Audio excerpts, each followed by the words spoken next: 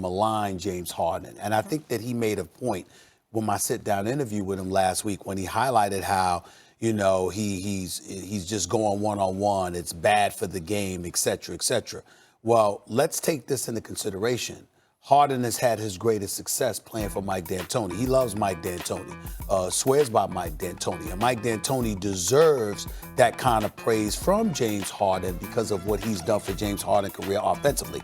Now, I've been on the record, Max, just so you know, with both of them, particularly Daryl Morey, the general manager for the Houston Rockets, saying that I think that it's imperative that Harden not do what he does in terms of dancing with the ball and going one-on-one because you give defenses an opportunity to get set. You're saying just pull that back a little on this show. Because the reason why I'm only saying that for this reason. James Harden is unstoppable. Yeah. But what playoff teams have proven when they got an opportunity to game plan for you in a best-of-7 series is that they can wear you down. And we have seen Harden in the postseason sort of tire out.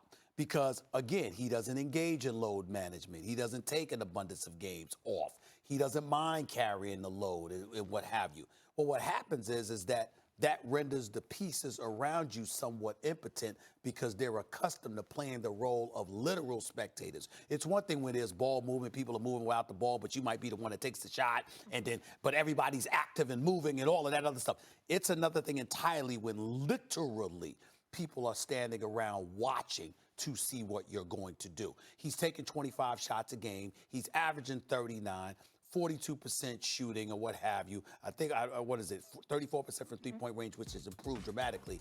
But in the end, he's going to need to give up the ball quicker or attack quicker just so you have more offensive possessions to share the basketball with other people. But I do think that people look at him and say, yo, this is what he's doing wrong, as opposed to saying, this brother is spectacular, and there are very few people on the planet Earth who can do what he does. Yeah, but I disagree with Westbrook about this because what he means is, like, look at the numbers that Harden's putting up. Come on, not just anyone could do that. He's right about that, but, like, we just get used to it, as though Harden is this historically important figure in terms of how much better he is at something than everyone else.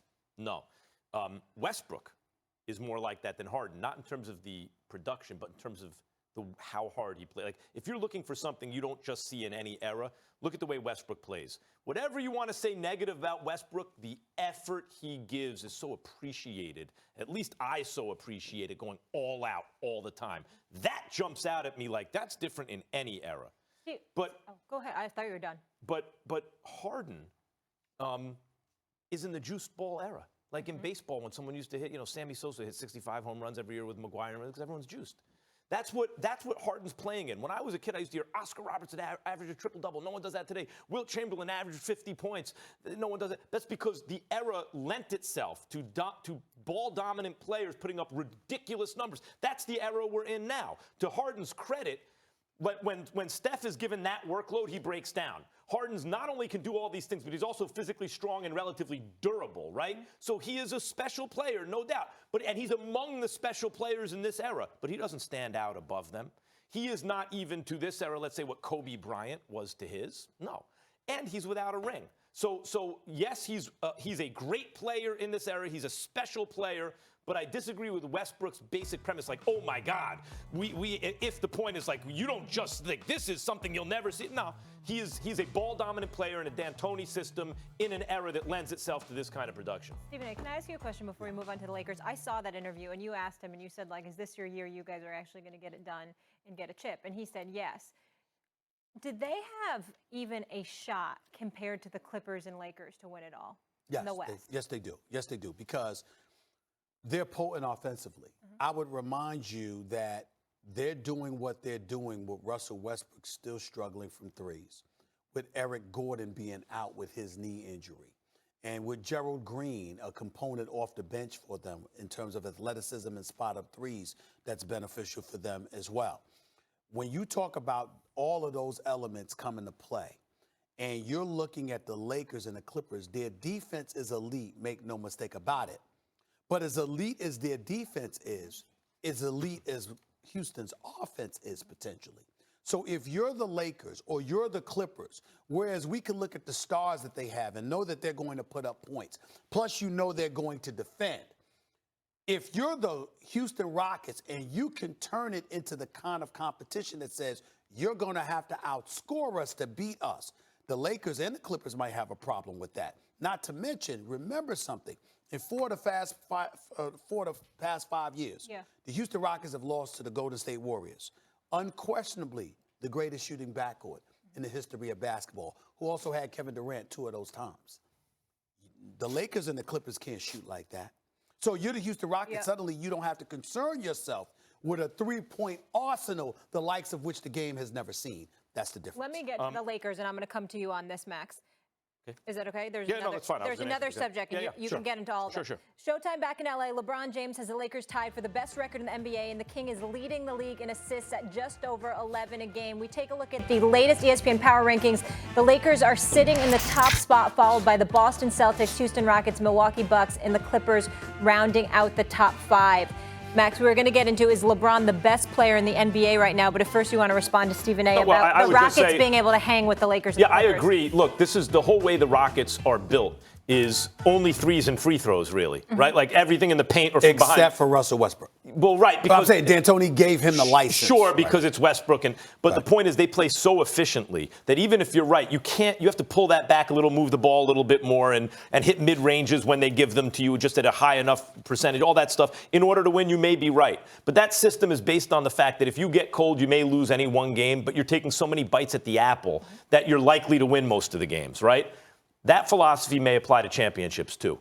A lot of seasons it won't work, but if you keep running it out there and running those odds, eventually you're going to hit one of those seasons. And so maybe it's this one. I agree they have a puncher's chance, as they normally do. The Lakers, is LeBron James the best player in basketball? He is playing the best basketball right now. That does not make him the best player. He lost his crown to Kawhi when he was hurt, didn't make the playoffs. Remember, James Harden's the best regular season player usually. Then LeBron reminds us in the playoffs, no, it's me. But without him there, at his age, Kawhi stepped in and won it all. LeBron's going to have to take that crown from Kawhi in the playoffs. Well, here's why I think your position is utterly ridiculous in that regard, because you brought up injury. The fact of the matter is that we didn't look at LeBron and see, oh, he can't play no more. He's no longer that dude. What we saw is a guy that went down with the groin injury, missed 17 straight games, and then a couple of more thereafter before ultimately sitting down for the season, played a grand total of 55 games, the lowest of his career, because the Lakers were out of the playoff picture. That's what we saw. We didn't see a guy in his 16th year and go like this, it's over for him. We didn't see that. And so my point is, if we didn't see that from him, just because Kawhi ascended while LeBron was gone, first to injury, and then because his team didn't make the playoffs, doesn't mean that LeBron lost the crown as an individual player. What we wanted to see was, coming into the season, like I said, I had LeBron as the league MVP. I had the Lakers winning it all. I think I'm on course with the MVP thing. Right now, LeBron James is the MVP so of the far. NBA right now. And what I'm saying is, when you look at him and what he's bringing to the table, 27, 8, and 8. Damn, that sounds pretty familiar. That's pretty much what he's always put it like this. Even though the shooting percentage up to 51%, 34% shooting from three-point range. No, but he's conducting the whole team. When he's on the bench, they fall apart. But the reason why I would put, well, again, you just made my point. Yeah. Not just because they fall apart, but also because what have you religiously said is LeBron James' greatest asset? Passing. The fact that he runs the show. Yeah. You've always said that. But that's what he's doing. Let's put it like this. That's Molly. what he's doing. And you tell me if you agree with this one, okay? We're usually looking for disagreement, but here I'll see if I get consensus. You're saying LeBron had the crown. You're not going to lose that to injury. Kawhi got a little interim championship in LeBron's absence. I'm saying LeBron had the crown. Injury, when you can't show when it matters most over almost a 2-year period that you're the best and Kawhi's now in his prime, no, Kawhi took that crown. You're saying you don't believe Kawhi's champ till you see him take it from LeBron. I'm saying I don't believe of the NBA. I don't believe LeBron is champ, meaning number one, till I see him beat Kawhi. Yeah, if they play each other in the Western Conference Finals, we get our answer. Yeah, I get it, but what I'm saying to you is so ridiculous about your statement right now is that I'm taking your history of how you praise LeBron in collaboration with LeBron's history of going to 8 straight NBA Finals, and you're trying to tell me the one year that he gets injured and he's not in the playoffs because of it. Because of that 1 year, automatically Kawhi is crowned. No. I'm talking about in terms of him as an individual player. Stay right there. That's not right. Stay right there. I'd understand that if Kawhi was okay in the playoffs and his team won. Kawhi had an historical playoff run. From beginning to end, one of the best we've ever seen. It was almost Jordan-esque. He had series early on that were like, oh, my God, each and every game. He single-handedly beat the Sixers in Game 7. We saw LeBron have comparable numbers when losing in the finals. Right, but not recently. You're right. And at that point, I said, I don't care if KD won. LeBron's the best in the business. Right. Look what he just did. But the kind of playoff series Kawhi just had, winning the chip and the way he did it, LeBron's going to have to prove it. So you think You've also Kawhi said took LeBron is better at making others better. I Now did. you're ignoring that. I'm not ignoring. I'm factoring it all in. Okay, well, Making here's players where better you both doesn't count because he's you doing that better both than Kawhi. agree.